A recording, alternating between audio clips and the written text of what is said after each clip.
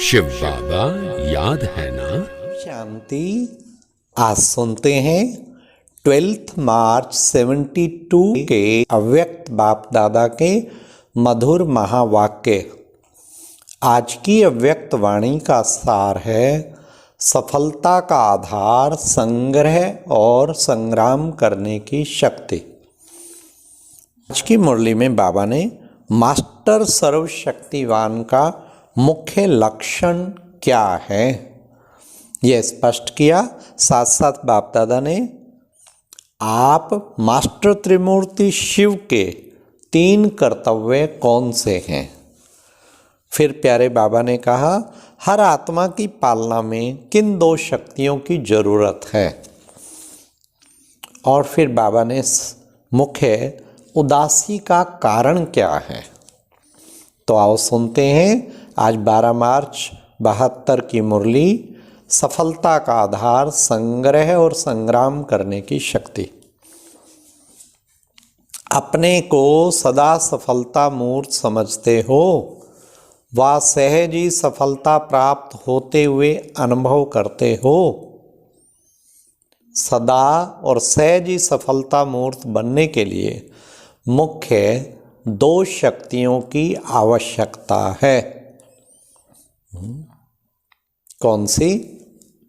बाबा ने कहा एक संग्राम करने की शक्ति और दूसरी संग्रह करने की शक्ति। संग्रह में लोक संग्रह भी आ जाता है, सभी प्रकार का संग्रह। तो एक संग्राम और दूसरा संग्रह, यह दोनों शक्तियां हैं तो असफल हो ना सकें। कोई भी कार्य में व अपने पुरुषार्थ में असफलता का कारण क्या होता है? वा तो संग्रह करना नहीं आता, वा संग्राम करना नहीं आता।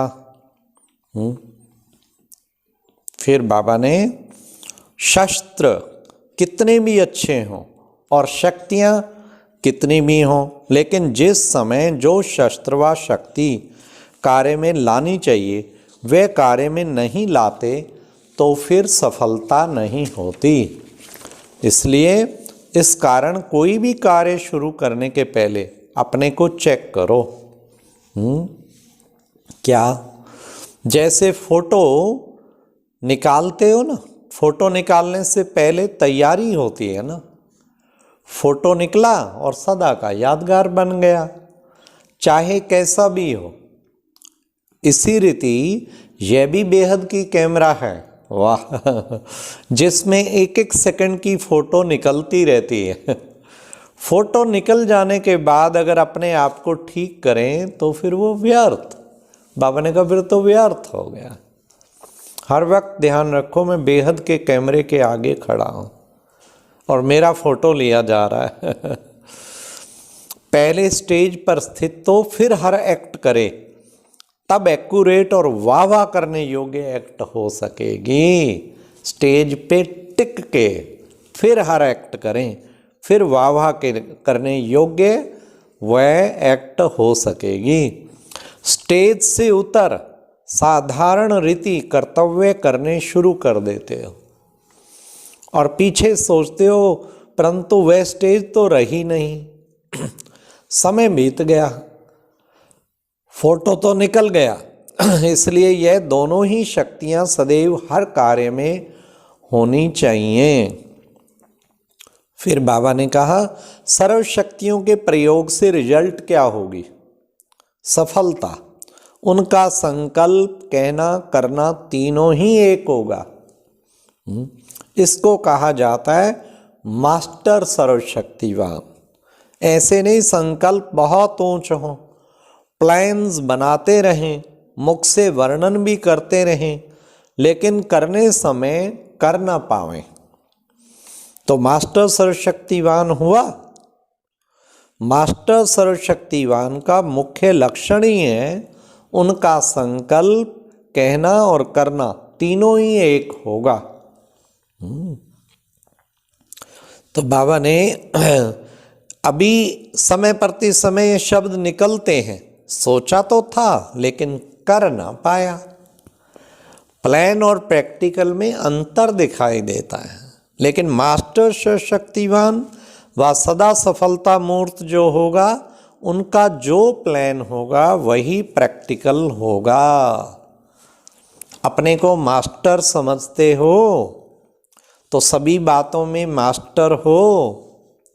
जैसे बाप का नाम त्रिमूर्ति शिव बताते हो ना, वैसे ही आप सभी भी मास्टर त्रिमूर्ति शिव। वाह वाह वाह वाह। फिर बाबा ने कहा आसुरी संस्कार व जो भी कमजोरी है उनका विनाश भी साथ साथ करते जाना है, और नए संस्कार ला रहे हैं, पुराने संस्कार खत्म कर रहे हैं।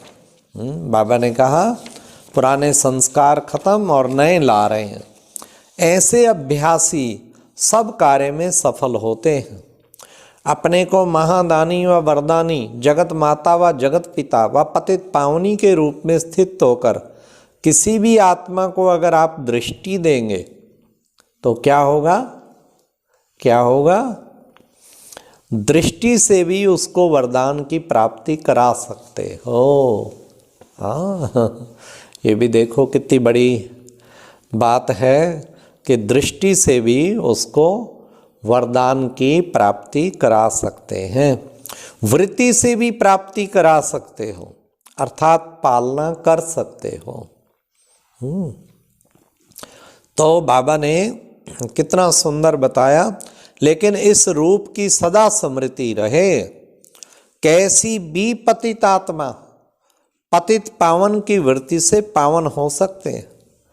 अगर उनका पतितपना देखेंगे तो नहीं हो सकेगा। जैसे माँ कब बच्चे की कमजोरियों को व कमियों को नहीं देखती है, उनको ठीक करने का ही रहता है, तो यह पालना करने का कर्तव्य इस रूप में सदा स्थित रहने से यथार्थ चल सकता है। जैसे माँ में दो विशेष शक्तियाँ सहन करने की और समाने की होती हैं, वैसे ही हर आत्मा की पालना करने समय भी ये दोनों शक्तियाँ यूज करें तो सफलता जरूर हो। लेकिन अपने को जगत माता व जगत पिता के रूप में स्थित रह करेंगे तो, अगर भाई बहन का रूप देखेंगे तो उसमें संकल्प आ सकता है, लेकिन माँ बाप के समान समझो। माँ बाप बच्चे का कितना सहन करते हैं, अंदर समाते हैं, तब उनकी पालना कर उसको योग्य बना सकते हैं। समझा? ये है बाबा ने कहा खुद को जगत माता जगत पिता के रूप में, हाँ, उस स्थिति में स्थित होंगे तो बहुत सहज कर पाएंगे पालना। फिर बाबा ने कहा तो बाप के नाम जैसा मैं भी मास्टर त्रिमूर्ति शिव हूँ, यह स्मृति में रहे तो सफलता होगी। तो सफलता मूर्त बनो। अभी असफलता पाने का समय नहीं। अगर 10 बार सफलता हुई, एक बार असफल हुए तो उसको असफलता कहेंगे ना।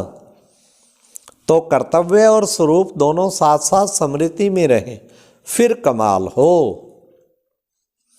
फिर बाबा ने कहा उदासी का कारण क्या है? उदासी का कारण है प्रकृति का, माया का दास बनना। सुना? ध्यान से सुनना। अगर उनके दास बने ही नहीं, उदासी आ सकती है? यहाँ जास्ती माया व प्रकृति का दास बनेंगे तो उनको वहाँ भी दास दासी बनना पड़ेगा, क्योंकि संस्कार ही दास दासी का हो गया ना।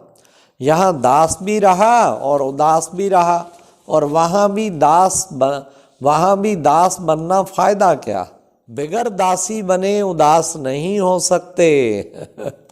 बाबा ने कहा जब उदासी है ना तो समझ लो जरूर माया का दास या दासी बना हुआ हो, नहीं तो बाबा ने कहा कभी नहीं उदासी आ सकती।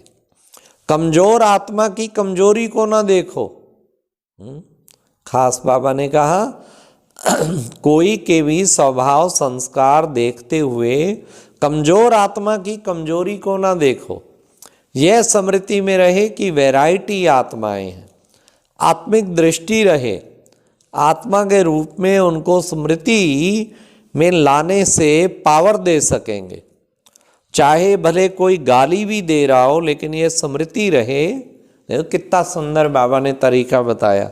चाहे कोई गाली भी दे रहा हो तो भी ये स्मृति रहे, यह आत्मा तमोगुणी पार्ट बजा रही है। कितनी सुंदर आत्मा तमोगुणी पार्ट बजा रही है। अपने आप का स्वयं टीचर बन, ऐसी प्रैक्टिस करनी है। यह पाठ पक्का करने लिए दूसरों से मदद नहीं मिल सकती, अपने पुरुषार्थ की ही मदद है। और अब यह एक बहुत अच्छी वीडियो भी जरूर देखें।